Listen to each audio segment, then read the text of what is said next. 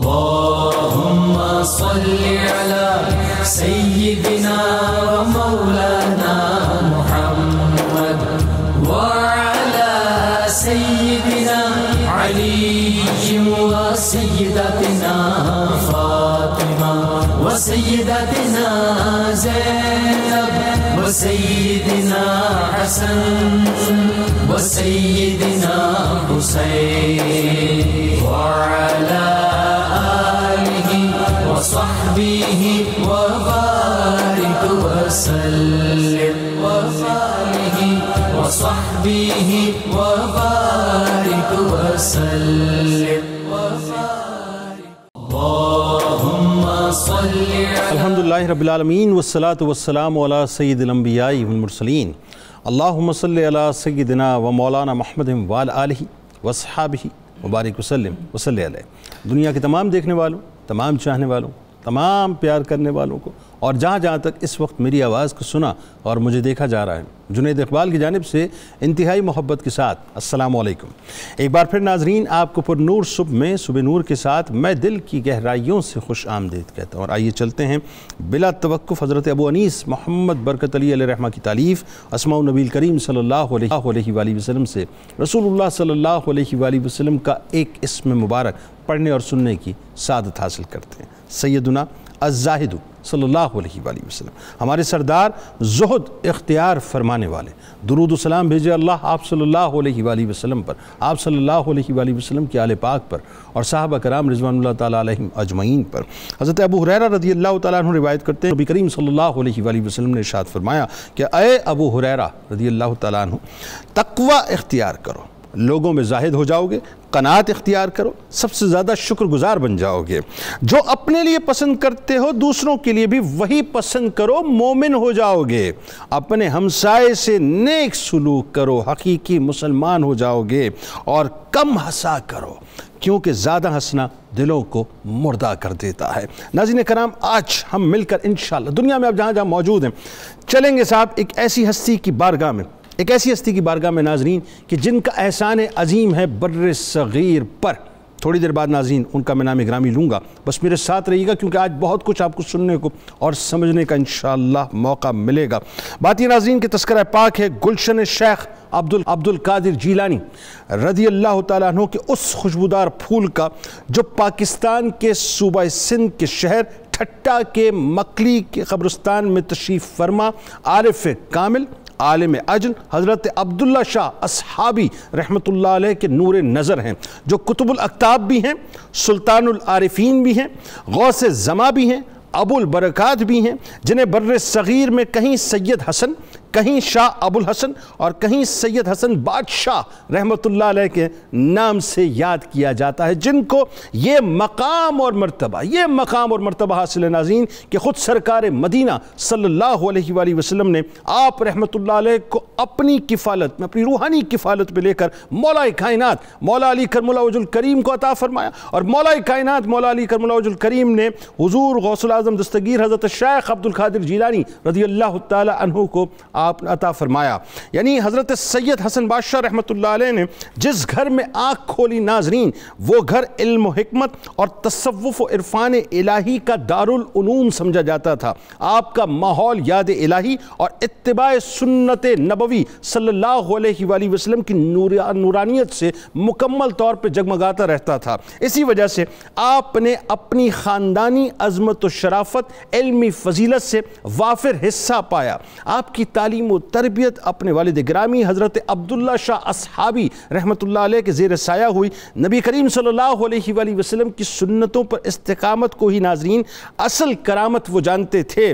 دنیا کو اپنی ٹھوکروں پر رکھا کرتے تھے، ایسی ٹھوکروں پر رکھتے کہ جب کابل کا گورنر امیر خان آپ کا مرید تھا، بادشاہ اورنگزیب عالمگیر سے آپ رحمۃ اللہ علیہ کے لیے ایک خطۂ راضی لکھوا کر لاتا ہے تو آپ رحمۃ اللہ علیہ یہ کہہ کر لوٹا دیتے سمجھتے ہیں کہ اس کی مجھے حاجت نہیں ہے، یہ غریبوں میں تقسیم کر دو، یہ مقام، یہ مرتبہ، یہ استغنا آپ کا تھا ناظرین۔ یعنی حکمرانوں سے آپ نے ڈھیلا تک نہ لیا، مگر شریعت اسلامیہ کی پابندی، غریبوں مسکینوں کے حقوق کی حفاظت، خصوصیت کے ساتھ جو غریب اور نادار طلباء ہوتے تھے ان کی اعانت کی آپ نے ترغیب دی، بیواؤں اور یتیموں کے وظائف انہی حکام سے، یعنی جو لوگ کرسیوں پر بیٹھے تھے، جن کے پاس طاقت تھی، قوت تھی، جو حکمرانی کیا کرتے تھے، انہی سے یہ سارے کام آپ نے کروائے، ایک خاص مشنری سوچ کے ساتھ اپنے آباء و اجداد کی سنت کے مطابق۔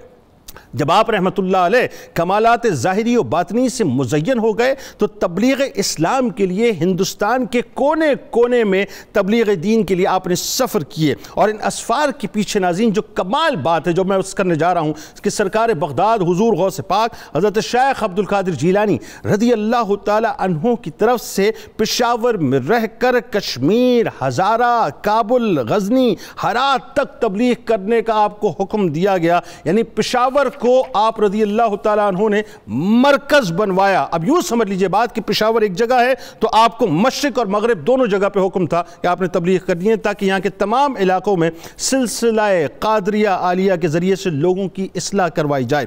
پٹھانوں کے بڑے بڑے سردار اور ارباب آپ کی خدمت میں آنے لگے، خدا کے جو بندے تھے ان کا ایک اژدہام آپ کی بارگاہ میں آیا، آپ سے بیعت کرنے لگا، اسلام قبول کرنے لگا۔ چنانچہ ناظرین یہ ایک واضح حقیقت ہے جو میں عرض کرنا چاہتا ہوں کہ حضرت سید حسن بادشاہ رحمت اللہ علیہ نے دین کے مشن کا جو کام کیا ہے اس کی کنٹرول اینڈ کمان بغداد سے حضرت شیخ عبد القادر جیلانی رضی اللہ تعالی عنہ کے دیے ہوئے حکم نامے اور روڈ میپ کے تحت ہوا کرتی تھی۔ ایک ایسے وقت میں ناظرین آپ نے تبلیغی اسفار اختیار کیے جبکہ مسافر کو ایسی سہولتیں بھی میسر نہیں تھی، یعنی آپ سوچئے تقریباً آپ کے تمام اسفار آپ پیدل ہی کیا کرتے تھے، اور اثناء سفر ہر قسم کی تکالیف کا سامنا بھی آپ کو کرنا پڑتا تھا، لیکن کوئی دنیاوی لالچ، کوئی طمع نہیں تھی، صرف تبلیغ دین کی بات تھی، صرف تلاش حق کی بات تھی، صرف اللہ اور اس کے رسول صلی اللہ علیہ وآلہ وسلم کے پیغام پہنچانے کی بات تھی۔ جس علاقے میں بھی سید حسن بادشاہ رحمت اللہ علیہ تبلیغ کے لیے گئے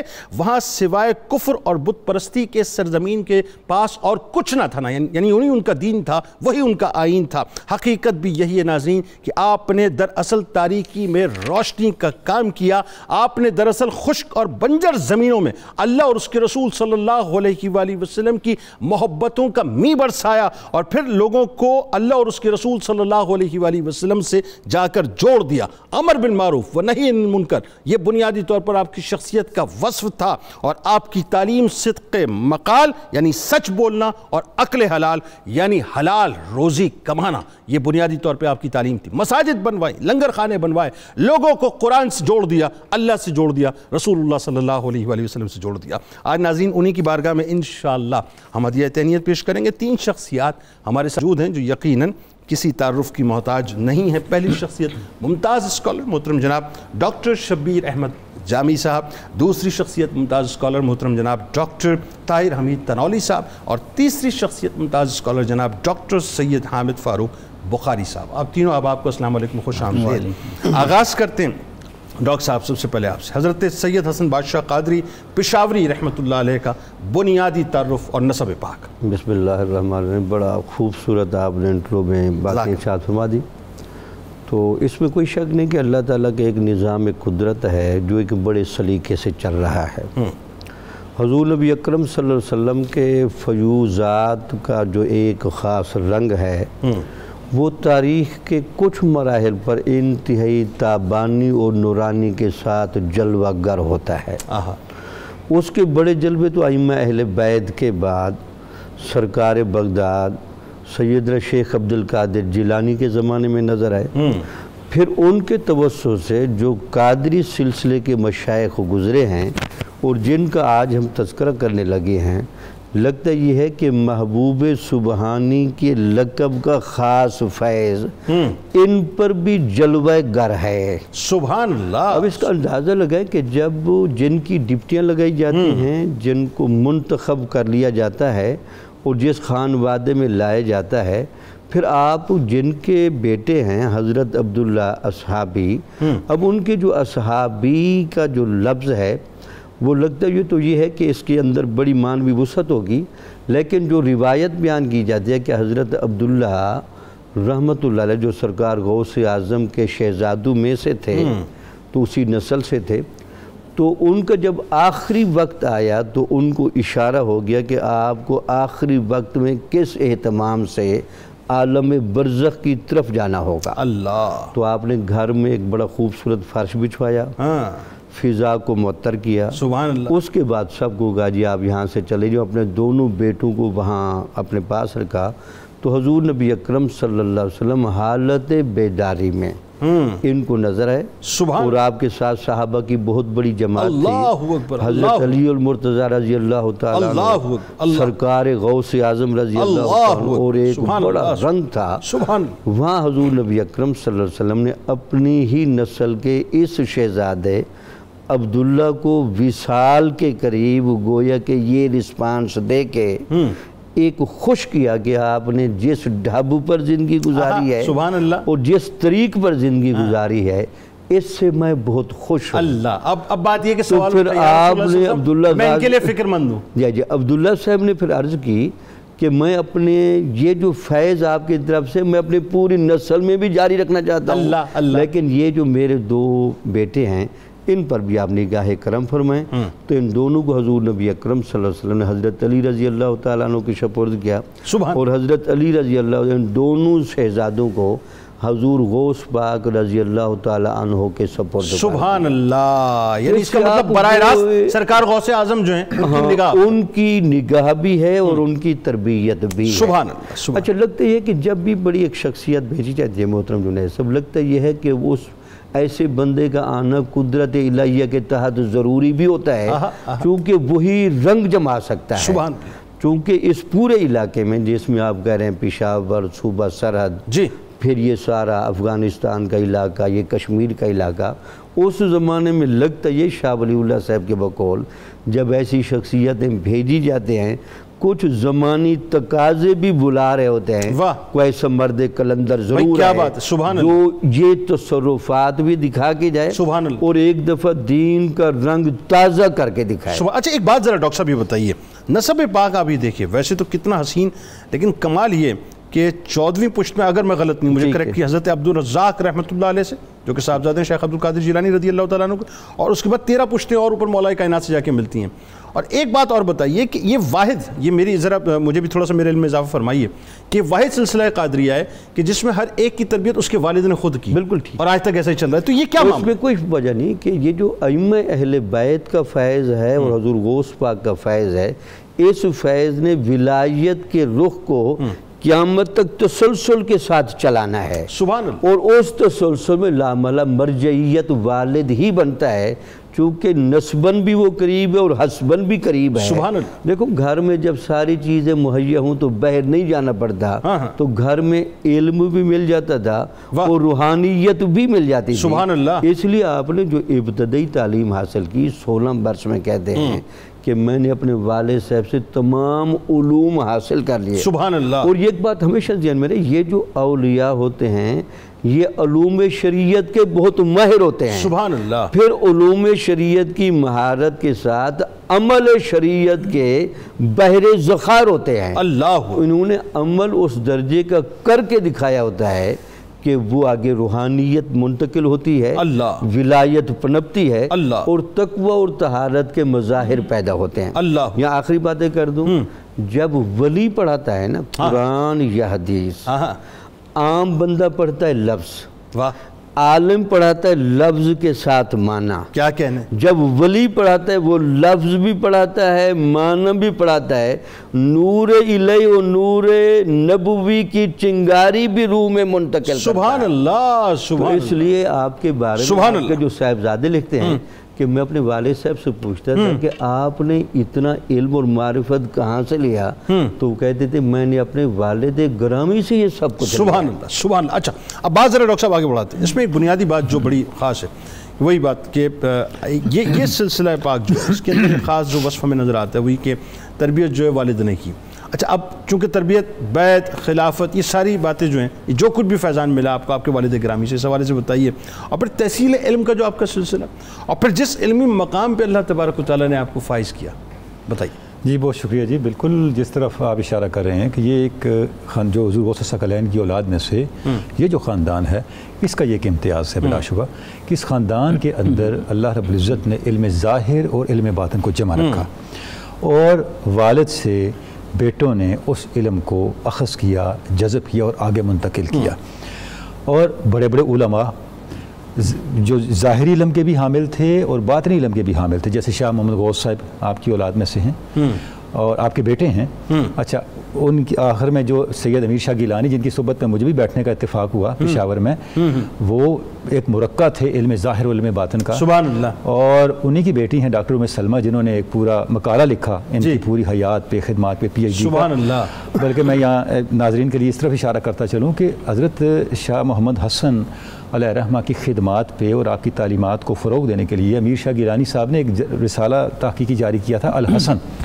وہ اتنا معیاری رسالہ ہے, آج تک جاری ہے اور شاید وہ پاکستان کے پہلے تصوف کے رسائل میں اس کا شمار ہوتا ہے, جس پہ کئی تحقیقی مقالات لکھے جا چکے ہیں. سبحان اللہ. یعنی یہ اشارہ ملتا ہے کہ اس خاندان کے اندر کس طرح کی ایک علمی روایت علم ظاہر اور علم باطن کو جمع کرنے کی موجود ہے. آج تک آپ یہ دیکھیں وہی علم, وہی فضل, وہی معرفت, وہی مزارات کا سلسلہ, وہی مطلب فیض کا سلسلہ, وہی ولایتیں جو اس کے انداز سے چل رہی ہیں وہ جاری نظر آتی ہے. اچھا, جب آپ ان کی تعلیم و تربیت کو دیکھتے ہیں تو ہم دیکھتے ہیں کہ دونوں چیزیں جمع ہیں.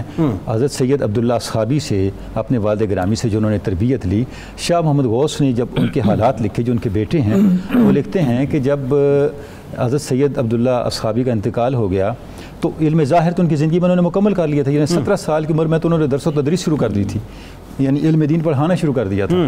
تو ان کے انتقال کے بعد ان کی طبیعت کے اندر ایک عجیب ترک دنیا کی ایک کیفیت پیدا ہوئی اور وہ سارے معاملات چھوڑ کے 6-7 سال تک روحانی مجاہدات اور تزکیہ نفس کے عمل میں مصروف رہے. یعنی مکمل طور پر خلوت نشی ہو گئے.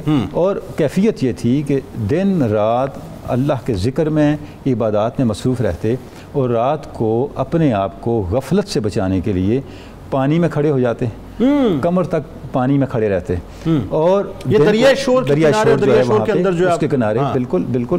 تو یعنی ایک پورا ایک مجاہدات کا جو ایک ہمیں عمل ہے وہ ان کی زندگی کے اندر نظر آتا ہے.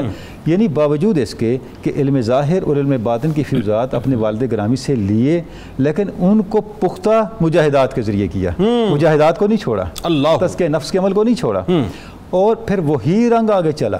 یعنی یہ وہ ہستیاں ہیں, وہ شخصیات ہیں جن کا کردار, جن کا خلق ان کے قول سے زیادہ افیکٹو ہوتا ہے. اللہ اکبر, اللہ اکبر. آپ دیکھیں سید عبداللہ صحابی مجاہدات اپنے ذکر اذکار میں تھے تو ان کے دیکھا انہوں نے کہ ان کے پاس ایک کوئی قافلہ آ کے رکا, وہ ہندوؤں کا قافلہ تھا. تو وہ اس کے پاس گئے, ان کو دعوت دین دی.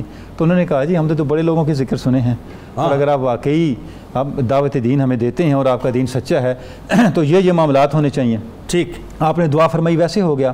اگلے دن جب آپ ان کے پاس دوبارہ دعوت دین کے لیے گئے تو انہوں نے کہا حضرت ہم اسلام تو قبول کر لیں گے, لیکن ہماری شرائط یہ ہیں کہ ہماری نسل میں برکت اور ہمارے مال میں برکت ہمیشہ قائم رہے.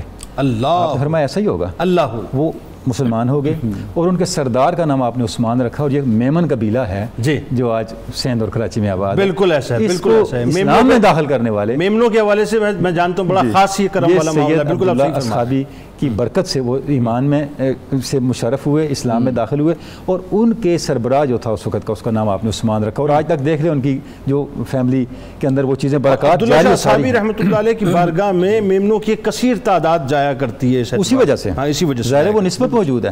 تو عرض کرنے کا مقصد یہ ہے کہ ان کی زندگیوں میں ہم دیکھتے ہیں کہ یہ جو رنگ ہے کہ اصل چیز کیا ہے. اصل چیز یہ ہے جو بات آپ کہہ رہے ہیں وہ آپ کے کریکٹر سے بھی نظر آئے, اور آپ کا کریکٹر خود آپ کی دعوت کی دلیل بن کے خلق خدا کے سامنے. اچھا ایک بات ذرا اس میں خاص طور پہ بتائیے جو میں سمجھنا بھی چاہتا ہوں, میرے خیال ہے تمام دیکھنے والے سمجھنا چاہتے ہوں گے.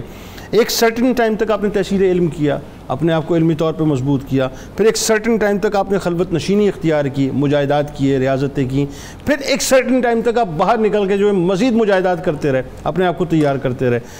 یعنی ایسا لگتا ہے کہ جیسے ایک بائی ڈیفالٹ نظام ہوتا ہے کہ اس کے تحت آپ کو تیار کیا گیا, اور تیار کرنے کے بعد پھر اس کے بعد آپ کو جو لانچ کیا بنیادی اصول جو ہے, اور اگر آپ پوری تاریخ اسلام کو دیکھیں تو اس اصول کی پیروی صرف صوفیاء نے کی. وہ اصول کیا ہے؟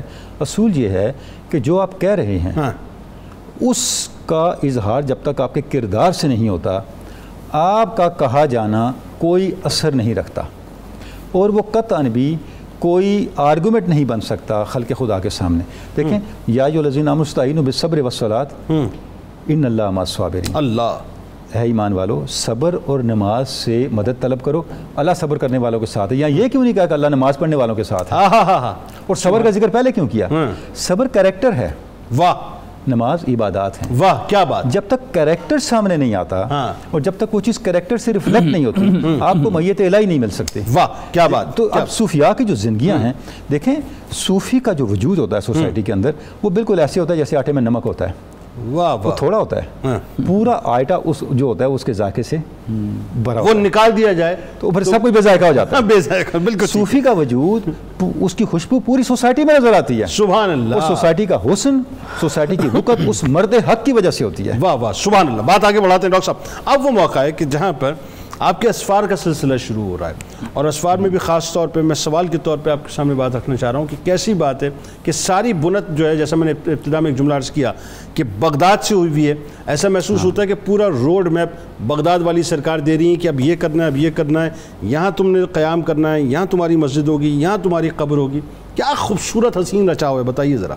بسم اللہ الرحمن الرحیم. بہت شکریہ جنید بھائی, اور ماشاءاللہ ڈاکٹر صاحبان نے بڑے خوبصورت انداز سے سلسلہ جو ہے وہ نسب کا اور پھر تعلیم و تربیت کا بیان کیا. اگر آپ کی اجازت ہو تو اسفار سے پہلے میری یہ خواہش ہے کہ جس سلسلہ نسب کی ہم بات کر رہے ہیں, اگر میں حضرت سید حسن بادشاہ سے لے کے جناب سیدنا غوث اعظم تک یہ نام ذرا عرض کر دوں, کیونکہ یہ سلسلہ تو ذہب ہے اور یہ نام اتنے پیارے ہیں, میں سمجھتا ہوں ان کی برکت رب کائنات ہماری زندگیوں میں ضرور شامل فرمائے گا.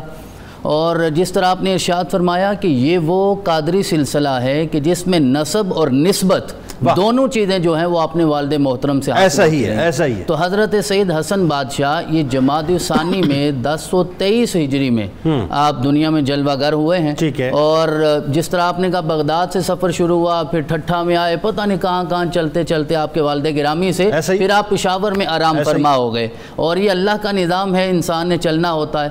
آپ نے اپنے والد محترم حضرت سید عبداللہ رحمۃ اللہ علیہ سے فیض حاصل کیا. انہوں نے اپنے والد محترم سے فیض حاصل کیا جن کا نام حضرت سید محمود رحمۃ اللہ علیہ. انہوں نے اپنے والد محترم سے فیض حاصل کیا جن کا نام حضرت سید عبد القادر رحمۃ اللہ علیہ. انہوں نے اپنے والد محترم سے حضرت خواجہ سید عبد الباسط رحمۃ اللہ علیہ سے فیض حاصل کیا. بلکہ رضی اللہ تعالیٰ عنہ بھی ان ہستیوں کو کہا جائے تو کوئی حرج والی بات نہیں, کیونکہ یہ حسنی اور حسینی سید ہے نا. اور حسنی اور حسینی سید کون ہوتا ہے؟ جو حضرت امام حسن علیہ السلام کے بیٹے حضرت حسن مثنیٰ, کیونکہ ان کی شادی حضرت امام حسین علیہ السلام کی بیٹی حضرت سیدہ فاطمہ سلام اللہ علیہ کے ساتھ ہوئی. تو جو ان دو ہستیوں کے اولادوں سے حسنی حسینی سید کہا جاتا ہے. تو یہ فیضان غوث اعظم سے لے کر آئے ہیں نا. پھر انہوں نے اپنے والد محترم سے جن کا نام حضرت سید حسین علیہ رضی اللہ تعالیٰ عنہ ہے, انہوں نے اپنے والد محترم سے یہ فیضان حاصل کیا, ان کا نام سید احمد ہے. تو یہ نسب بھی ہے تو نسبت بھی ہے, یہاں خلافت بھی ہے, بیعت بھی ہے, اور انسان کا جو اپنے ماں باپ کے ساتھ رشتہ ہوتا ہے وہ ساری چیزیں ایک جگہ جمع ہو گئی ہیں. اس سے زیادہ سعادت والی کوئی بات نہیں ہوتی. انہوں نے اپنے والد محترم سے, ان کا نام ہے حضرت سیدنا شرف الدین القاسم رحمۃ اللہ علیہ. انہوں نے اپنے والد محترم, ان کا نام بھی شرف الدین ہے لیکن فرق یہ ہے کہ بیٹا قاسم ہے اور وہ یحییٰ ہیں, شرف الدین یحییٰ.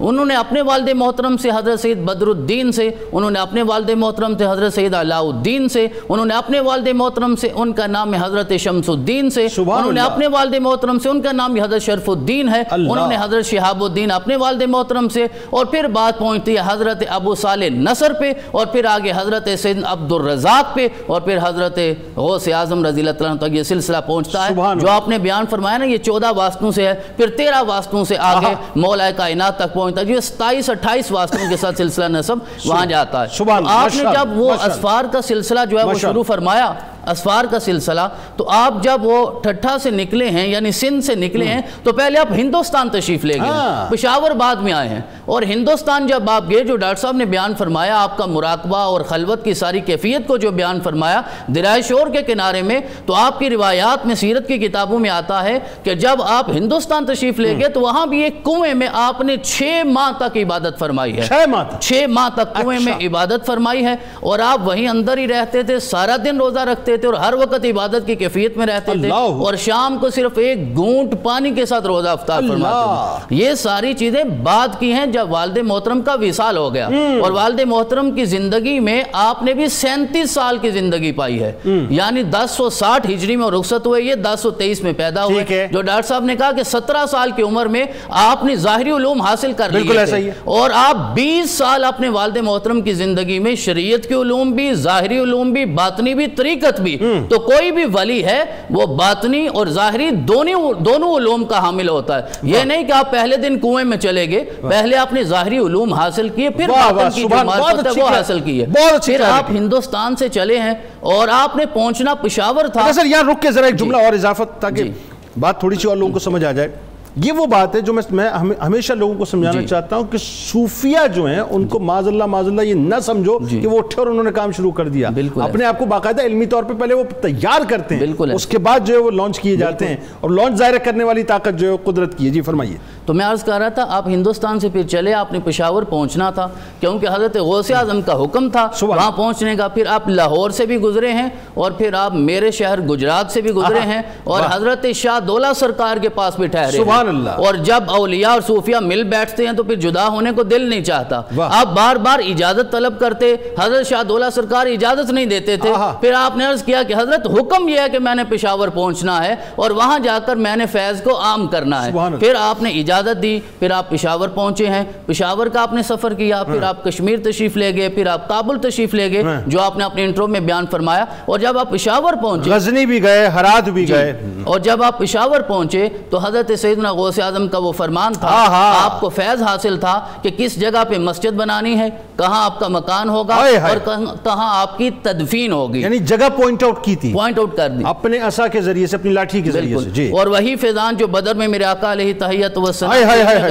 فرمایا تھا, تو غوث اعظم کا وہی فیضان آگے آیا. تو آپ تھوڑا سا پریشان تھے کہ اب یہ ہوگا کیسے, میں تو مہمان ہوں, آج پہنچا ہوں, مسافر ہوں. تو کہتے ہیں رات گزری, صبح ہونے کی دیر تھی, لوگ آئے, مسجد بھی بن گئی, مکان بھی بن گیا اور سارے معاملات طے ہو گئے. کمال بات یہ ہے ڈاکٹر صاحب اگر اجازت دیں کہ اس میں بھی ایک خوبی کی بات یہ ہے کہ یہ تذبذب میں مبتلا تھے, اور جس وقت آپ نے پہلی اذان اس زمین پہ دی جو کفر کی, شرک کی بستیاں تھی, پہلی اذان دی ہے, لوگ جو ہے جوک در جوک آنے لگے, آپ نے نماز ادا کی ہے, لوگ آپ کے پاس آئے, اور اس کے بعد ساری باتیں ایسا لگتا ہے جیسے آٹو پہ لگی ہوئی تھی کہ لوگ جو ہے بیعت بھی ہو گئے, داخل اسلام بھی ہو گئے, اور جو مساجد بننی تھی, دیگر معاملات ہونے تھے, سب کچھ ہونا شروع ہو گیا. جیسے آپ کے پہنچنے کا انتظار ہی تھا, جیسے آپ کے پہنچنے کا انتظار تھا. تو یہ 1082 ہجری میں آپ وہاں پہنچے ہیں. اس وقت آپ کی عمر 59 سال تھی اور 7 سال پھر آپ نے پشاور میں جو ہے قیام فرمایا ہے, اور وہاں آپ نے وہ سارا سلسلہ رشد و ہدایت آگے بڑھایا. پھر جب آپ کے خلافات تیار ہو گئے تو پھر 1099 میں 7 سال بعد آپ پھر وہاں سے آگے کشمیر تشریف لے گئے ہیں. کشمیر میں 6 ماہ قیام کیا اور پھر آپ واپس تشریف پشاور آئے, پھر کابل گئے. کابل کے آپ نے 3 سفر کیے جن کا اشارہ 3 سفر اس میں بات کرتے ہیں, اس میں خاص طور پر گورنر امیر خان کا جو ہے وہ ذکر آئے گا. ابھی بہت سی باتیں کرنی ہیں, لیکن کمال اس میں ایک بات یہ ہے کہ آپ دیکھیے کہ ہماری جو پٹھان کمیونٹی, ہمارے جو پٹھان بھائی ہیں, ان کو اگر تھوڑا سا وہ تحقیق کریں تو ان کو پتہ چلے گا کہ ان کے 4 فادرز کو جو فیض ملا ہے وہ حضرت حسن رحمۃ اللہ علیہ کا جو ہے وہ حاصل ہوا ہے. جناب ہمارے ساتھ رہیے ناظرین, چلتے ہیں سرکار مدینہ صلی اللہ علیہ وآلہ وسلم کی بارگاہ اقدس میں درود پاک کا نذرانہ پیش کرتے ہیں, اور انشاءاللہ جب لوٹیں گے تو آپ کو بہت خاص باتیں بتانی ہیں, اور اس میں خاص طور پہ جو گورنر امیر خان والی بات ہے کہ اس نے کتنی بڑی خطہ اراضی جو آفر کی تھی, اور پھر آپ نے کس انداز سے اس کو ریفیوز کیا اور کیا جملے فرمائے, پھر مساجد, لنگر خانے, کیا کچھ آپ نے آباد کیا, تصور سے باہر ہے. درود پاک کا نذرانہ. اللهم صل على سيدنا ومولانا محمد وعلى سيدنا علي وسيدتنا فاطمة وسيدتنا زينب وسيدنا حسن وسيدنا حسين وعلى وصحبه وبارك وسلم وبارك. اللهم صل على سيدنا ومولانا محمد وعلى سيدنا علي وسيدتنا فاطمة وسيدتنا زینب و سیدنا حسن و سیدنا حسین وعلی آلہ و صحبہ و بارک وسلم و صحبہ و بارک وسلم و اللہم صلی علی سیدنا. ایک بار پھر ناظرین آپ کو میں خوش آمدید کہتا ہوں، اور آج تذکرہ پاک ہے حضرت عبداللہ شاہ اصحابی رحمۃ اللہ علیہ کے نور نظر ابو البرکات سید حسن بادشاہ قادری پشاوری رحمۃ اللہ علیہ کا، اور خاص طور پہ جو ہمارے خیبر پختونخوا کے بھائی ہیں، ہمارے جو پٹھان بھائی ہیں اس وقت وہ خاص طور پہ اس پروگرام کو دیکھ رہے ہوں گے، مجھے یقین ہے، اور اگر نہیں دیکھ پا رہے تو اب ضرور آپ ہمیں جوائن کر لیجئے، کیونکہ یہ ایسی شخصیت ہے ناظرین کہ جن کے بارے میں ہمیں کم از کم اتنا تو پتہ ہونا چاہیے کہ ہمارے گھروں میں یہ جو دین اسلام آیا ہے، یہ جو کلمہ طیبہ کا نور آیا ہے، ایکچولی ان ہستیوں کا صدقہ یہ نہ آتی تو صاحب کلمہ ہمارے گھروں میں کیسے پہنچتا. اچھا جی ڈاکٹر صاحب، وہ آپ ہی کی اصطلاح میں، کیونکہ آپ ایک جملہ بڑا استعمال کرتے ہیں عموماً جب کوئی بات ہوتی ہے آپ فرماتے ہیں بڑی بات ہے، عموماً آپ سے یہ سنے، آپ کا یہ تقیہ کلام ہے. اب میں یہ سوچ رہا ہوں کہ اس زمانے میں وہ 250 مساجد کا کاٹھی واڑ میں اور اپنے گجرات میں تعمیر کر دینا کتنی بڑی بات ہے. اتنے لنگر خانوں کو جو چلا دینا، کابل کے اندر جو لنگر خانے تو 600 افراد کھا رہے ہیں، غزنی میں، ہرات میں، کتنی بڑی بات ہے. تو سر یہ جو بڑی بات ہے بڑے لوگوں کے کام ہے، ذرا یہ بتائیے کہ کتنی مساجد اور لنگر خانے آپ نے تعمیر کر دیے. بسم اللہ الرحمن الرحیم. بہت اچھی باتیں ہیں. یہ صوفیہ کے ذمہ جب کوئی کام لگایا جاتا ہے، جیسے آپ شروع میں کہہ رہے ہیں کہ چونکہ ان کے اصل ذمہ کام ہے کہ جو لوگ کفر کی دلدل میں پھنسے ہوئے ہیں ان کو مسلمان کریں، سبحان اللہ، اور جو عام مسلمانانہ زندگی گزار رہے ہیں ان کے اندر تقوی اور طہارت کے اعلیٰ معیارات پیدا کریں. تو صوفی اپنی نگاہ میں اور اپنے دل و روح کی طاقت میں جو ولایت لے کر پھر رہا ہوتا ہے نا، وہ پہلے ایک سازگار ماحول بنانا چاہتا ہے تاکہ لوگ پہلے دیکھتے ہی بھاگ نہ جائے. ان کے ہمیشہ پہلا جو اہتمام ہے صوفیاء کے ہاں، جو ایک روایت ہے، یہ جہاں بھی جاتے ہیں سب سے پہلے خدمت خلق ان کے پیش نظر ہوتے ہیں، اور سب سے پہلے وہاں لنگر خانہ جاری کرایا جاتا ہے. سبحان اللہ. اچھا، اور کمال یہ دیکھیں ان کے لنگر خانوں پہ بیک وقت مسلم اور غیر مسلم کٹھے بیٹھ کے کھانا کھاتے ہیں. سبحان اللہ. اور یہ کیسی ہماری صوفیاء کی روایت رہی ہے. اور وہ جو غیر مسلم آخر جیسا بھی ہے وہ ایک انسان تو بیٹھا ہے، لیکن اس کی نگاہوں نے کبھی ایسا چہرہ نہیں دیکھا ہوتا، سبحان اللہ، ایسی نگاہیں نہیں دیکھی ہوتی جو پیر کامل لنگر کھلاتے ہوئے ان کے چہروں پر، ان کے روح پر پھیر رہا ہے.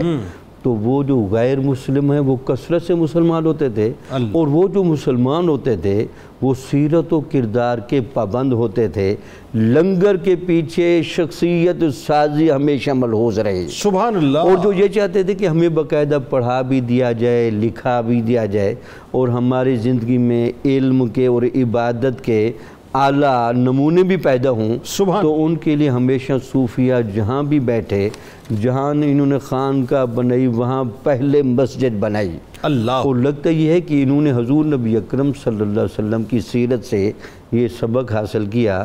جب آپ مدینہ شریف تشریف لائے تو فوراً آپ نے مسجد کی تعمیر کا حکم دیا. سبحان اللہ. تو صوفیہ کے اندر بھی وہی رنگ ہے. سبحان. پھر آپ کی شخصیت کا رنگ دیکھیں کہ آپ نے جہاں بھی گئے سینکڑوں کی تعداد میں باقاعدہ مساجد بنوائیں.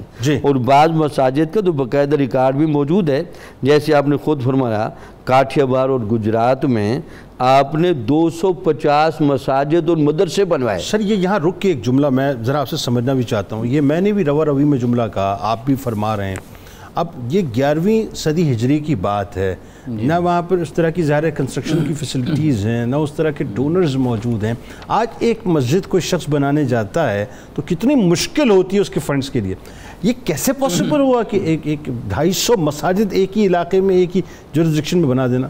کیسے پاسبل؟ یہ جو صوفیاء کے ہاں ایک برکت کا ماحول ہوتا ہے نا، اور ان کے اندر ایک جادو اثر ہوتا ہے. پھر صوفیاء کا طرز عمل یہ صوفیاء باقاعدہ مسجد بنانے میں خود اسی طرح حصہ لیتے ہیں جیسے سرکار دو عالم صلی اللہ علیہ وسلم مسجد نبوی میں حصہ لیا. اللہ. اب ہمارے ہاں تو وہ مشائخیت کا یا پیروں نے جو ایک تصورات بنائے ہیں وہ تو ان تصورات سے کوسوں دور چلے گئے. ایسا ہی. ورنہ یہ لوگ تو اپنے زمانے کے بہت بڑے ورکر بھی ہوتے تھے اور ہر کام کو برکت کے طور پر ہاتھ بھی لگاتے تھے اور اس میں باقاعدہ شامل بھی ہوتے تھے. اچھا تیسرا جو آپ بڑا کام کرتے رہے وہ یہ تھا کہ جہاں سے آپ جانے لگے تو وہاں اپنا تربیت یافتہ بندہ ضرور مقرر کیا. ہاں نمائندہ ضرور چھوڑا تاکہ وہ ان لوگوں کی باقاعدہ آگے نگرانی بھی کرے اور ان کو آگے مستقل روحانی طور پر ارتقاب پذیر بھی کرے تاکہ لوگ شخصیت سازی میں اچھے اور پاکیزہ مسلمان ہونے میں ایک اعلیٰ کردار. اچھا یہ بالکل یہ ایگزیکٹلی وہ سچویشن ہے کہ جب کشمیر میں آپ تشریف لے گئے 6 مہینے آپ تقریباً وہاں پہ رہے نا. بالکل ٹھیک ہے. اور جب آپ وہاں سے جانے لگے تو آپ نے اپنے بھائی ابو المکارم فضل قادری رحمۃ اللہ علیہ کو جو ہے منتخب کیا اور پھر وہ نمائندگی جو ان کے ہاتھ میں تھی کہ اب آپ نے یہاں پہ رہنا ہے. ایسا ہی ہوا. اچھا ایک چیز بتائیے مساجد تعمیر کرتے جو پہلا کام آپ فرماتے تھے وہ یہ کہ ایک طرف لنگر خانوں کو جو ہے وہ باقاعدہ جاری فرما دیتے تھے اور دوسرا قرآن پاک سے لوگوں کو اٹیچ کر دیتے تھے. یہ اس میں کیا حکمت ہوتی تھی؟ صوفی قرآن کی حقیقت کو جانتا ہے. صوفی نے قرآن کے ذریعے ایک بندے کو جہاں علم دینا ہوتا ہے وہاں اس بندے کے قلب و روح کو قرب الہی کی چاشنی سے بھی آگاہ کرنا ہوتا ہے. اور صوفیہ کے یہ ایک مجرب نسخہ ہے کہ حضور نبی اکرم صلی اللہ علیہ وسلم کی حدیث مبارک بھی سن لیں. حضور نبی اکرم صلی اللہ علیہ وسلم نے فرمایا مسند احمد بن حنبل میں جس بندے کو اللہ تعالیٰ سے ملنے کا شوق ہو وہ قرآن کو اپنے اوپر لازم کر. سبحان اللہ ماشاءاللہ. اور جس بندے کو حضور نبی اکرم صلی اللہ علیہ وسلم نے یہ بھی فرمایا جس بندے کو مجھ سے ملنے کا شوق ہو وہ بھی قرآن مجید کو اپنے اوپر لازم کرے. سبحان اللہ. تو اس کا مطلب کہ جب آپ قرآن کی گہرائی میں اتریں گے تو آپ کو نور الہی اور نور محمدی کی نہریں بہتی ہوئی نظر آئیں گے. سبحان اللہ. تو صوفی لوگوں کو اس حقیقت کے قریب کرتا ہے. تو اس لیے قرآن کا پڑھانا اور اس کا اہتمام ان کے ہاں بڑی کثرت کے ساتھ ہوتا ہے. ٹھیک ڈاکٹر صاحب بات آگے بڑھاتے ہیں تھوڑا سا اور یہ بتائیے کہ اب آپ کا جو ایک توکل کا معاملہ ہے آپ کا جو استغنا ہے اور خاص طور پہ آپ کی جو تعلیمات ہیں آپ کے اخلاق حسنہ ہیں ذرا اس حوالے سے لوگوں کو بتائیے. جی صوفی کی جو سب سے بڑی طاقت ہوتی ہے نا جی وہ ظاہر ہے اس کا کریکٹر ہوتا ہے. آج کی جدید سائنسز کریکٹر کی اور سائیکالوجی ہمیں یہ بتاتی ہے کہ your behaviour is your power. آپ کا رویہ ہی آپ کی طاقت ہے اور آپ کا رویہ ہی آپ کی کمزوری ہے. آپ بیہیو کیسے کرتے ہیں. صوفی جس اخلاقی طاقت سے بیہیو کرتا ہے وہ پھر سارے ماحول کو مسخر کر لیتا ہے. ٹھیک. اس کا سبب کیا سرچشمہ کیا ہوتا ہے وہ اللہ کے ساتھ تعلق. بالکل. اچھا یہ چیزیں ہمیں حضرت سید حسن علیہ رحمہ کی شخصیت میں بدرجہ کمال نظر آتی ہیں اور اسی سبب سے استغنا اور توکل جو ہے وہ بدرجہ کامل ہمیں آپ کی شخصیت میں نظر آتا ہے. کابل کے آپ نے 3 سفر کیے. پہلے سفر میں جب آپ تشریف لے گئے تو جو گورنر کابل تھا امیر خان وہ آپ کے دست مبارک پہ بیعت ہوا آپ کا مرید ہوا اور اس کے ساتھ ہی وہاں پہ ایک حلقہ قائم ہوا جو دین اور اسلام کے فروغ کا ایک حلقہ تھا اور پورے کے پورے ماحول پہ اس کا اثر پڑنے لگا. اچھا اس کے بعد آپ کا دوسرا جو وزٹ ہے کابل کا وہ بھی اس گورنر امیر خان کی دعوت پہ ہوا. ٹھیک ہے. دریں اثنا امیر خان نے اورنگزیب عالمگیر کی اجازت سے اس کی منظوری سے کچھ زمین آپ کے نام کروانے کے لیے دستاویز آپ کے پاس بھیجی. ٹھیک ہے. تو آپ نے جو جواب دیا اس کو جو آپ کے صاحبزادے شاہ محمد غوث صاحب نے ڈاکومنٹ کیا کہ آپ کا بہت شکریہ جزاک اللہ آپ نے میرے بارے میں اتنا سوچا لیکن اس سے بہتر ہے کہ آپ اپنے زیر اقتدار جو غریب لوگ ہیں ان کے مسائل کے حل کے لیے سوچیں. مجھے اس کی حاجت نہیں. اللہ اکبر. تو یہ جو استغنا ہے یہ استغنا اس وقت پیدا ہوتا ہے جب آپ حقیقی معنوں میں اللہ کے ساتھ ملے ہوئے ہوتے ہیں جڑے ہوئے ہوتے ہیں. یعنی عالم یہ ہے کہ یہ مثال ایسی ہے کہ اس زمانے کے صوفیہ جو ہیں وہ ان باتوں ان تمام تر مراعات کو آسائشوں کو لوٹا دیا کرتے تھے. حقیقی اور صوفی آج ہے جب تک لوٹ نہیں لیتے معاملہ برعکس جو ہے. ہاں دیکھیں بالکل برعکس. مسئلہ یہ ہے کہ جو ایک آئیڈیل مسٹک ہے آئیڈیل صوفی ہے مثالی وہ تو سوسائٹی کے لیے ایک مثال ہے نا کریکٹر کا معیار ہے. تو جب وہ اس سطح پہ نہیں ہوگا تو مثال کیسے بنے گا انسپائریشن کا. وہ تبھی بنے گا نا جب اس کے کردار سے یہ چیزیں جھلک رہی ہوں گی. بالکل. پھر آپ جو تیسرا وزٹ آپ نے کیا وہ خود کیا وہ تنہا گئے اور یہ سارے کا سارا آپ کا ایک آپ یہ کہہ سکتے ہیں ایک روحانی سفر تھا جس میں آپ نے اس علاقے کے جو سالکین تھے جو تربیت کے آپ کے زیر تربیت لوگ تھے ان کی تربیت کے لیے آپ نے وہاں قیام فرمایا اور ان کو آگے بڑھا کے پھر آپ تشریف لائے. اچھا اب دیکھتے ہیں کہ جو تبلیغ دین کا معاملہ ہے، جب آپ پشاور تشریف لے گئے تو وہاں پہ آپ نے ابتدائی باتیں تو ہو گئیں، ان لوگوں کے ساتھ ایک تعلق قائم کیا۔ آپ کی جو پہلی شادی وہ پشاور میں ہی ہوئی، ٹھیک ہے، وہاں جہاں آپ کا قیام ہے اس کے ساتھ یہ بستی ہے جس کا نام ہے کوٹلہ محسن خان۔ وہاں کے جو بڑے لوگ ہیں ان کو ارباب کہتے ہیں۔ ارباب وہاں کی بڑی، اب بھی جتنے بڑے لوگ ہوتے ہیں MNs MPs ارباب فیملی سے ہوتے ہیں۔ تاریخ پاکستان میں ان کا بڑا کردار رہا، یعنی وہ تسلسل آج تک چل رہا ہے۔ ان کے خاندان سے آپ نے شادی کی، انہوں نے خود رشتہ پیش کیا، اور اس شادی سے آپ کے ایک بیٹے ہوئے سید زین العابدین، جن کو آپ نے ہزارہ ڈویژن بھیجا، اور ان کا وصال بھی وہاں ہوا، اور ان کا مزار ہری پور میں ہے۔ انہوں نے وہاں پہ کام کیا جا کے، بالکل ٹھیک، وہاں ہری پور کے اندر ان کا مزار ہے۔ صحیح۔ پھر آپ نے جو دوسری شادی کی وہ کنڑ کا علاقہ ہے، وہاں کے سادات خاندان سے کی۔ ٹھیک ہے۔ یہ جو تھیں یہ پیر بابا کی پوتی ہیں، ٹھیک ہے، انہی میں سے پھر شاہ محمد غوث پیدا ہوئے۔ ٹھیک۔ تو اب دیکھیں آپ کہ آپ نے لوکل سطح پر بھی جو ایک لوگ تھے، آبادی تھی، اس کے ساتھ انٹیکٹ کر کے دین کے قریب ان کو لانے کے لیے یہ راستہ بھی اختیار کیا۔ اور جیسے اگر ہم تعلیمات کو دیکھیں، ابھی بار بار اس چیز کا ذکر ہوا کہ جہاں بھی آپ دعوت دین لے کے گئے، دو باتوں پہ آپ کا فوکس تھا، صدق کے مقال اور رزق حلال۔ میں ایک مثال دینا چاہوں گا، گجرات کاٹھیا واڑ آپ تشریف لے گئے، جیسے ابھی ذکر ہوا، وہاں پہ آپ نے سینکڑوں مساجد بنائیں، حلقے بنائے، لوگوں کو تربیت دی۔ اس تربیت کا اثر جنید صاحب اتنا رہا کہ وہاں ایک خاندان گزرا ہے، بیگڑا خاندان، جس کا اقتدار بڑا عرصہ رہا۔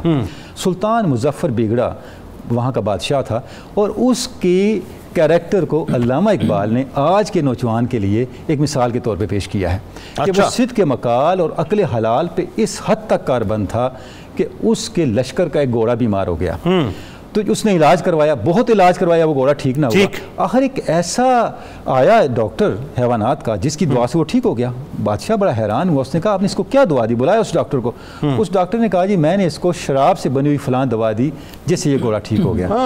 اس نے کہا آئندہ اس گھوڑے کو میرے استبل میں اور میرے لشکر کا حصہ نہ رکھیں، کیونکہ اس کے جسم کا حصہ وہ چیز بن گئی ہے جو شریعت میں حرام ہے۔ اب یہاں علامہ فرماتے ہیں شاہ حق بھی دیگراں یکراں نہ خواست، شاہ تقوی از طریق ما جداست، ہے تو را بخشت خدا قلب و جگر، طاعت مرد مسلمان نگر، سر دین صدق مقال عقل حلال، خلوت و جلوت تماشائے جمال۔ اللہ، اس بادشاہ کا تقوی دیکھو کہ اس نے اس گھوڑے کو دوبارہ سواری کے لیے یا اپنے لشکر میں استعمال کرنے کے لیے نہیں بلایا، کیوں کہ وہ اس راستے سے گزر پڑا جو اللہ کے دی ہوئی ہدایت۔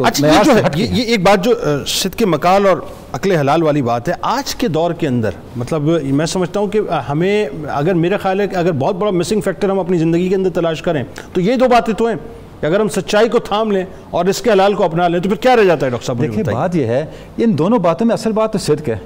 جب آپ گفتگو میں صدق کریں تو سچائی ہے، جب رزق میں سچ کریں تو حلال ہے۔ یعنی پورے کا، اور اگر سلسلہ قادریہ کو دیکھیں وہ تو کھڑا اس پہ ہے۔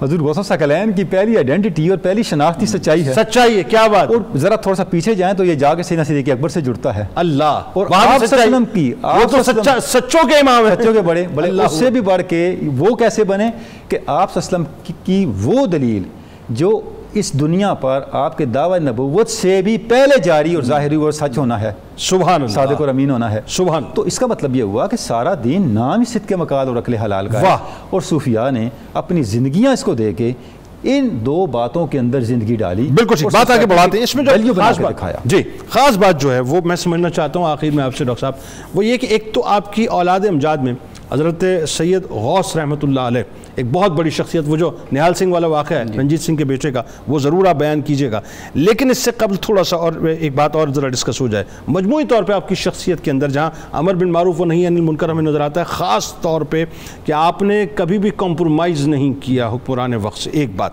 دوسری بات یہ کہ آپ تنبیہ کرتے رہے اور ریفارمز کرواتے رہے، یہ بڑی امپورٹنٹ بات ہے۔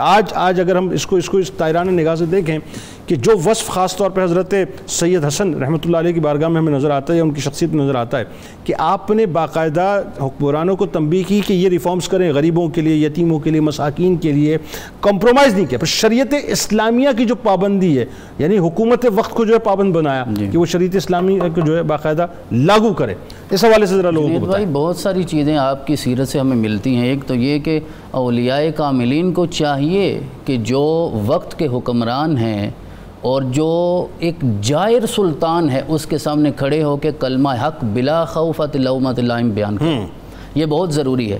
اگر آپ ان کو بالکل چھوڑ دیں گے تو پھر وہ ساری سوسائٹی کو گمراہ کریں گے. ٹھیک. آپ نے جو 2 سفر فرمائے نا، آپ کشمیر بھی تشریف لے گئے اور کابل گئے، ان 2 اسفار میں اگر ہم غور کریں تو کشمیر میں تو آپ مفلوق الحال غریب لوگوں کو کھلانے کے لیے تشریف لے گئے تھے، لیکن جو کابل گئے ہیں وہ امیر خان کے ذریعے آپ زمانے کو یہ بتانے گئے ہیں کہ اگر کسی گورنر کا جو پیر ہے وہ اس قابل ہو جائے کہ علوم ظاہری اور باطنی میں مہارت ہے تو پھر اس کے ماننے والے بھی صراط مستقیم کے راہی بن جاتے ہیں. سبحان اللہ. آپ نے جو 3 سفر کیے ان میں جو دوسرا سفر تھا وہ صرف امیر نے بلایا اس لیے تھا کہ افسر شاہی کو آ کر خطاب فرمائے، واضح و نصیحت کے لیے، واضح و نصیحت فرمائے، پند و نصائح فرمائے، انہیں بتائیں کہ کس طرح نظام. اور آپ ارشاد فرمایا کرتے تھے کہ اپنے دروازے کبھی بھی مخلوق خدا کے لیے بند نہ کیا کرو، انہیں کھول کے رکھا کرو، اور لنگر کو عام کر دیجئے. لنگر کے ذریعے اللہ کی قربت زیادہ نصیب ہوتی ہے. اور جب آپ کشمیر تشریف لے گئے جو آپ نے اشارہ کیا 600 لوگ لنگر کھایا کرتے تھے، اور آپ سے جب سوال ہوتا کہ آپ اتنا انتظام کہاں سے فرماتے ہیں تو آپ نے ارشاد فرمایا اللہ نے تو مجھے اتنا عطا فرمایا ہے، اتنا عطا فرمایا،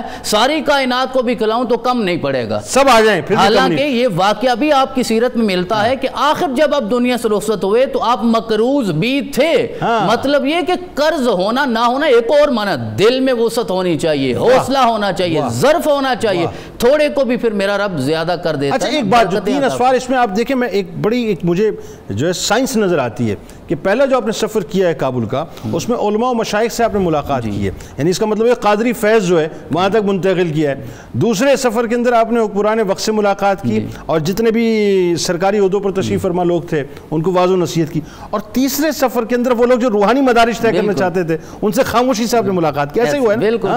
اور پہلے سفر میں پھر وہ گورنر بیعت ہوا، دوسرے سفر کے لیے اس نے بلایا، پھر آپ تشریف لے گئے، اور تیسرے سفر کو آپ نے صرف سالکین تک محدود رکھا ہے نا، جو طریقت کے مسافر وعلمناہ من لدنا علما، جو حضرت خضر علیہ السلام کے رستے پہ چلتے ہوئے میرا رب معرفت عطا فرماتا ہے. تیسرا سفر آپ نے اس طرح فرمایا. یعنی اگر میں اس جملے کو یوں سمجھنا چاہوں اور ایک عام آدمی سمجھنا چاہے، بلکہ میرا خیال ہے کہ اس وقت جو لوگ حکومتی سطح پہ بھی تشریف فرمائیں وہ بھی سمجھنا چاہیں، یہ ایک نیکسس ہوتا ہے صوفیہ کا اور حکومتوں کا. حکومتیں پنپتی اس وقت ہیں اور چلتی اس وقت ہیں جب وہ اپنے آپ کو جو ہے یا یوں کہ زانو تلمس جو ہیں ان کی بارگاہ میں طے کرتی ہیں جن کو اللہ نے کچھ عطا کیا ہوتا ہے، اور جب وہ نظر رکھتے ہیں تو معاملات بہت بہتر ہوتے ہیں. ایسا ہی ہے نا. اور اولیاء کاملین کو بھی مخلوق خدا کی ہدایت کے لیے اتنی وسعت رکھنی چاہیے کہ اگر امیر آپ کے قدموں میں آ کر جھکے تو آپ اس کے لیے صراط مستقیم کو آسان فرما دیں. آپ کی زندگی سے ایک اور جو توازن ملتا ہے جس کی طرف ڈاکٹر صاحب نے اشارہ فرمایا اور آپ نے بھی سوال کیا کہ آپ نے شادی کی اور آپ کو اللہ رب اور 2 شادیاں فرمائی، شادیاں بھی 2 فرمائی اور آپ کے مشہور چلے اور مراقبے بھی 2 ہیں. اچھا. یعنی مراقبات اور شادیاں دونوں یہ توازن کا نام ہے، رہبانیت دین میں نہیں ہے کہ صرف مراقبے میں چلے جائیں، صرف کنویں میں زندگی گزار لیں، صرف کسی دریا میں جا کے بیٹھ جائیں، ساری زندگی صرف روزہ رکھیں اور ہر وقت انسان عبادت کی ظاہری کیفیت میں رہے. نہیں، کہا کہ شادی کرنا اور سارے جو حقوق ہیں وہ ادا کرنا، اس سے بڑی اور کوئی عبادت نہیں. یعنی آپ نے یہ بھی کیا اور وہ بھی کیا. اور یہ خالص سنت مصطفیٰ ہے نا. وہ صحابی آئے تو انہوں نے کہا کہ ہم تو اب نکاح نہیں کریں گے، تو آپ نے فرمایا میں بھی تو کرتا ہوں، نکاح بھی کرتا ہوں، آرام بھی کرتا ہوں، عبادت بھی کرتا ہوں. تو آپ مراقبے میں 2 چیزوں کو پیش نظر رکھا کرتے تھے. آپ کہتے تھے فَأَيْنَمَا تُوَلُّوا فَثَمَّ وَجْهُ اللَّهِ، کہ مراقبے میں جب جاؤ تو اس کیفیت میں جاؤ کہ جس طرف بھی نگاہ ہوگی اللہ کی رحمتیں تمہارا استقبال کر رہی ہوں گی. اور یہ یقین ہوتا تھا کہ وَنَحْنُ أَقْرَبُ إِلَيْهِ مِنْ حَبْلِ الْوَرِيدِ، کہ وہ تو ہماری شاہ رگ سے بھی زیادہ قریب ہے. یعنی جب آپ خلوت میں چلے جائیں، اب انسان یہ سوچے ایک کنویں میں 6 ماہ تک انسان عبادت کیسے کر لیتا ہے؟ بھئی اس یقین کے ساتھ کر لیتا ہے وہ تو ہے نا جو میری شاہ رگ سے بھی زیادہ میرے قریب ہے اور میری ہر صورت میں حفاظت فرمانے والا ہے. لہذا مراقبات یعنی خلوت یہ بھی انسان کی روحانی زندگی کا اہم حصہ. اور پھر آپ نے 2 نکاح فرمائے جو ڈاکٹر صاحب نے بیان فرما دیا. پہلے نکاح میں جو بیٹے ہوئے حضرت سید زین العابدین وہ بھی محدث اعظم ہیں، وہ بھی فقیہ اعظم ہیں، وہ بھی عالم اجل ہیں جو ہری پور میں آج بھی آرام فرما ہے. پھر اگلے بیٹے جو ہیں حضرت شاہ محمد غوث ہیں، اور وہ مشہور واقعہ ہے کہ آپ کا کیونکہ مزار یہاں لاہور میں ہے تو رنجیت سنگھ کے بعد جو اس کا نونہال سنگھ آیا تھا اس نے کہا کہ ہم اس کو مسمار کر دیں. اس ارادے کے ساتھ اس نے مسجد کو گرا بھی دیا تھا، منہدم کر دیا تھا. لیکن ایک دن شاہی قلعے سے نکل رہا تھا، دروازہ گرنے سے اس کی موت ہو گئی اور خلق خدا نے